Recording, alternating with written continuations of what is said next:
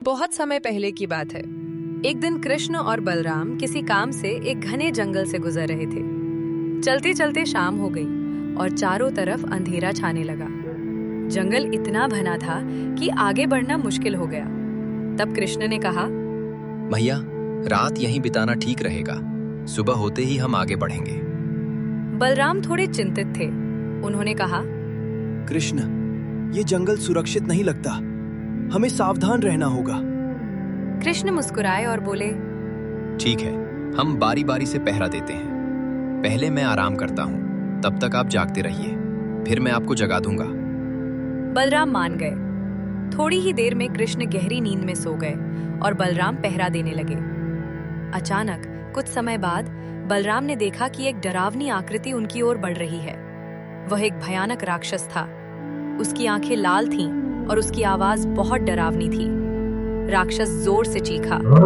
ये देखकर बलराम घबरा गए। जैसे जैसे उनका डर बढ़ता गया, वैसे वैसे राक्षस और बड़ा और ताकतवर होता गया।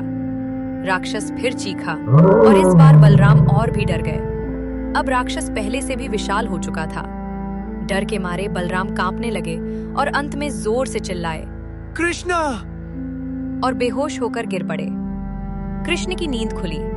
उन्होंने बलराम को देखा और समझ गए कि कुछ गड़बड़ है। अब कृष्ण पहरा देने लगे। थोड़ी देर बाद वही राक्षस फिर से उनके सामने आया और जोर से चीखा। लेकिन इस बार कृष्ण बिल्कुल नहीं डरे। उन्होंने शांत स्वर में कहा, तुम कौन हो और इस तरह क्यों चिल्ला रहे हो? ये देखकर एक अजीब बात हुई।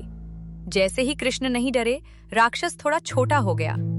राक्षस ने फिर जोर से डराने की कोशिश की, लेकिन कृष्ण मुस्कुराते रहे। हर बार जब राक्षस उन्हें डराने की कोशिश करता, वह और छोटा होता जाता। आखिरकार वो इतना छोटा हो गया कि कृष्ण ने उसे अपनी हथेली में उठा लिया और अपनी धोती में बांध लिया। सुबह होने पर कृष्ण ने बलराम को जगाया। जब वे आगे बढ़ने लगे तो बलराम ने रात की घटना बताई। तब कृष्ण ने मुस्कुराते हुए धोती में बंधा छोटा राक्षस दिखाया और कहा, क्या तुम इसी की बात कर रहे हो? बलराम हैरान रह गए। उन्होंने पूछा, ये इतना छोटा कैसे हो गया? कृष्ण ने समझाया, देखो भैया, जीवन में डर और समस्याएं हर किसी के सामने आती हैं, लेकिन फर्क इस बात से पड़ता है कि हम उनका सामना कैसे करते हैं। जब हम अपने डर से भागते हैं, उसे नजरअंदाज करते हैं या उससे बचने की कोशिश करते हैं, तो वह डर हमारे मन में और भी बड़ा होता जाता है। धीरे धीरे वही डर हमें कमजोर बना देता है और हम उस पर काबू नहीं रख पाते।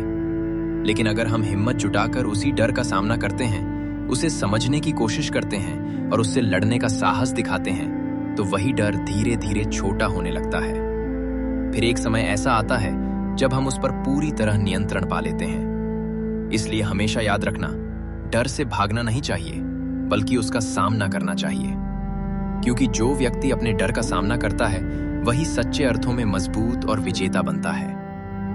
सीख: डर और समस्याएं तभी तक बड़ी लगती हैं जब तक हम उनसे भागते हैं। जैसे ही हम उनका सामना करते हैं, वे छोटी हो जाती हैं और हम उन्हें आसानी से हरा सकते हैं।